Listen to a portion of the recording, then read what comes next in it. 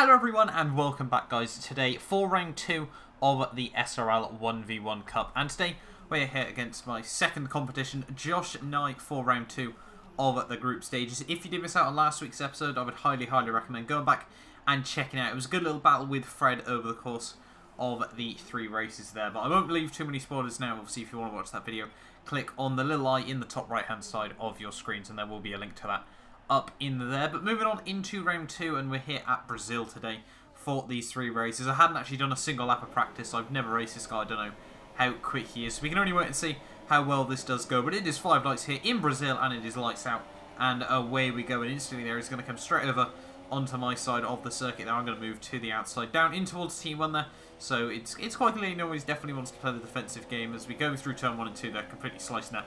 Just as I said, you know, I hadn't played this game in probably about 2 days leading up to this actually, so you know, I'm sort of trying to get back into it a bit, trying to make sure, you know, it does take a little while to try and get back used to these, you know, games and things. But moving on towards the end of lap 2 though, and it basically just been a game of trying to get used to the car a bit, making sure, you know, the setup was all good. And now by start of lap 3, you know, we were ready to start trying to mount a bit of a challenge to Josh here as we come onto lap 3, fastest lap of the Grand Prix. We think to go to the inside, that he moves a little bit late into the braking zone there, in my personal opinion, there to try and defend from that one. Unfortunately for him, we had sort of backed out quite early. We hadn't committed to the move, so you know there was no contact there. And now with the slipstream and the DRS here coming down in towards turn 4 here, he's going to go very defensive there, come back out to the outside. As soon as we commit to it there, a little bit of contact completely squeezes me off the road there, and this is, you can see, shaking my head on the, you know, face cam there, and it was getting a little bit frustrating, you know, early on. You know, clearly, you know, this guy means business and he really wants to try and defend these positions, but you've got to draw the line there as we almost run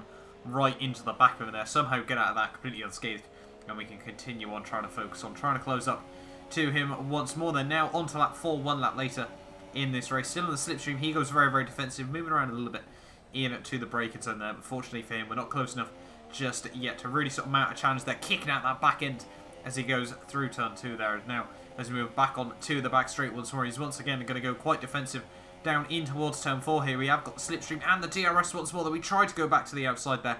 He moves across just a little bit. Luckily we don't commit to that once more, but we do commit through turn 5. We go a tiny bit wheel banging there between the pair of us as I get squeezed out on the curb there. But side by side in through turn 6 there. For me, I'm just going to have to back out of that. You know, no chance going to be able to make that position stick there. He goes very defensive through turn 7 and turn 8 here, and I'm just going to have to try and sit behind him for now. You know, we've still got 1 lap to go of this Grand Prix. You know, it's not absolutely critical that we do win the first race, but obviously it's really good to try and come out the block strong, as you can see, flailing that back end as much as possible. Not as much as possible, ideally. You know, we want to try and be minimising that wheel spin, but still the back end just kicking out probably pretty close to as much as we're going to be able to control with it there. Unfortunately, we're obviously still facing the right direction as we now come on to lap 5 of this Grand Prix, final lap of the first race. And I must say, you know, this has been, well, there's been more action in this first race than we saw in the whole 1v1s last week against Fred there. He moves to the inside there just as I go right back out to the outside once more. We both run a little bit deep, but I'm going to be able to get a better run through turn 2 here, all over the back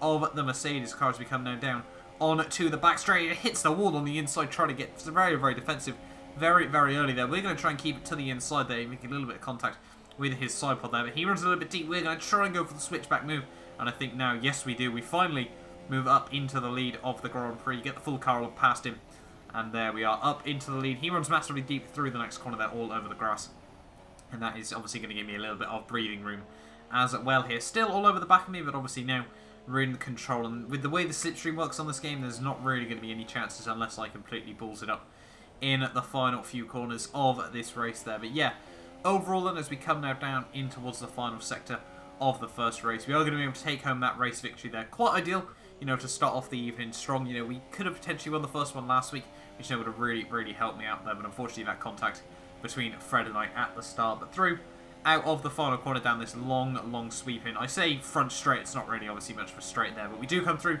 to win the first race of the night, which is really ideal there to kick off the evening. You know, hopefully kick it off in the way we continue, the way we aim to continue throughout the rest of these races there, and that's actually very ideal. Fastest lap of the race as well, with a 1 minute 10.6. His fastest lap, a 1 minute 11, dead, or well, almost exactly there. So overall, just able to sneak under the 6 minute mark as well after the first race of the night. But now we move on into round 2, then the second race, and hoping, obviously, if we win this one, then we do automatically you know, bag the 3 points from this race. You get 1 bonus point as well for fastest lap. And I can only apologise, you know, there wasn't any live com this week. Just never sort of got a party about it or anything. So, you know, I was happy with that, you know, to post-commentate this as well. And now, as you can see, on the grid, ready for the start of race 2 here. It's 4 lights, 5 lights here in Brazil. And it is finally lights out and away we go there. Charlie Whiting taking an absolute age. And once again, he's going to come a little bit defensive. They're getting a much better start than myself. That was, you know, I don't know if he's running medium traction or what there, but that was really good, clean starts from AdvancedFish there as we now come through turn 3, almost pushing him already there. We're going to try and go to the inside there, but he goes very, very defensive as well. Still almost pushing him as we move down the back straight here. We're going to shift back out to the outside there. And now through turn 4 we go side by side there. He gives me a little bit of a bump there. Doesn't really leave me all the track space in, you know, enough track space in personal opinion there, but we're not going to complain about that for now. We still are right all over the gearbox of this car as we come through through sector 2 here. He's going very, very defensive through that corner. We're going to try and work on the switch back there, try and go right around the outside through the hairpin, not going to be able to make that move stick. And now on the exit, we do get a bit of drive, but he's going to once again go defensively there. So we're just going to use the track space on the outside, you know, really sort of utilise the car where we can to make sure, you know, that we're comfortable with it. Side by side through here, not really going to happen particularly well, so he does hold on to the race lead for now as we come out of the final corner here. On the end of lap 1, he's done just enough once more, try and defend in the early stages of this race, but this one could get very, very spicy here. Try and have a look right around the outside of this Mercedes car as we come up towards the finish line there. A little bit of wheel bagging.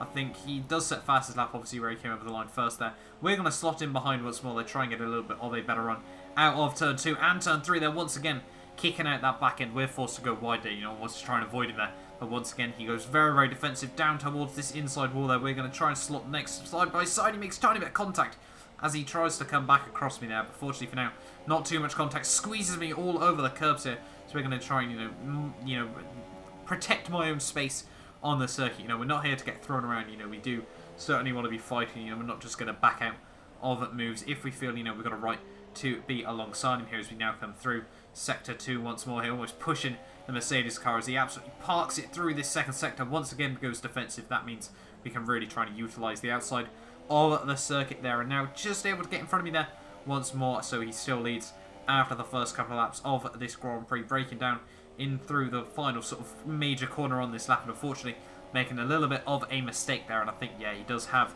I think, at least medium traction control there. Either that or he is ridiculously OP in the traction zones. You know, it's like a robot, knows exactly how much throttle to apply absolutely perfectly there. But now, as you can see, fastest lap of the Grand Prix once more for him. But this race is certainly not over just yet now as we move on to the end of lap 3 here. Setting purple sectors myself as we come out of the final corner, out through Zhengsao, up towards the finish line once more here. We're still using the rich revs. You know, we were making sure we did put a lot of rich revs in the car so we could, you know, sort of use it throughout these whole races here as we now come up towards the finish line. He's going to go very, very defensively, go back to the outside there. We're now going to commit to the inside. He squeezes me completely all up to the wall there.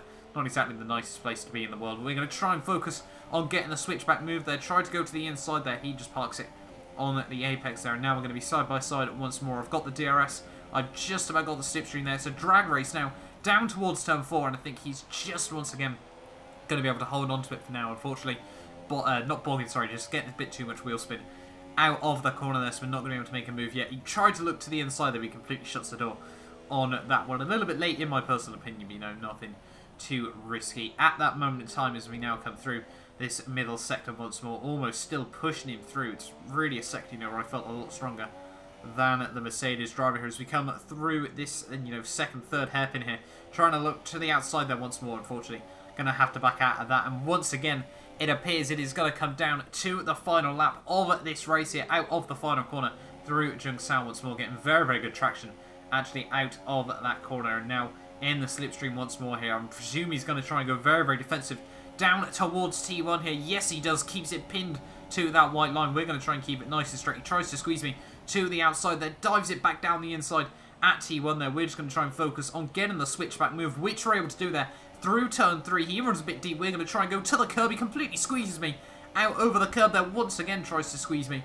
And even though I'm alongside him there, which is getting very, very aggressive right now, we're going to try and look to the outside through turn 4 here, and at this point, you know, I'm not giving up if I get any opportunity. I run a tiny bit wide through the curbs, actually get a legal overtake there for an overtake I never even made. Up towards T5 there, we're on the inside. We now make the position mistake there. He runs a little bit wide onto the grass. And I must say, actually, that move was actually taken to the stewards after the race. You know, if you felt that was a little bit unfair, but as I submitted my evidence, to say that he was being very robust himself. And, obviously I was bound, I wasn't just going to get thrown around in this race. But overall, it was quite a good fun little battle over those 2 races there. Unfortunately, not the way I wanted it to end up. It got quite heated, I think we can all safely agree. But fortunately for me, able to come out on top once more there as we come out of the final corner. And it's going to be 2 for 2 in the SRL 1v1 Cup today. Really, really I do, really. I should hopefully, therefore, I think I'm not actually racing Payne next week because I think he's given up on this series. So I think now I should, theoretically, be through as I've had faster overall combined times than Josh there. But thank you all so much for watching it. Do not forget to like, subscribe if you have enjoyed and you want to see more. I think tomorrow I'm going to be bringing out a WRC video as well if you are interested in that. But as I said, thank you all so much for watching and I will see you guys next time for a brand new video.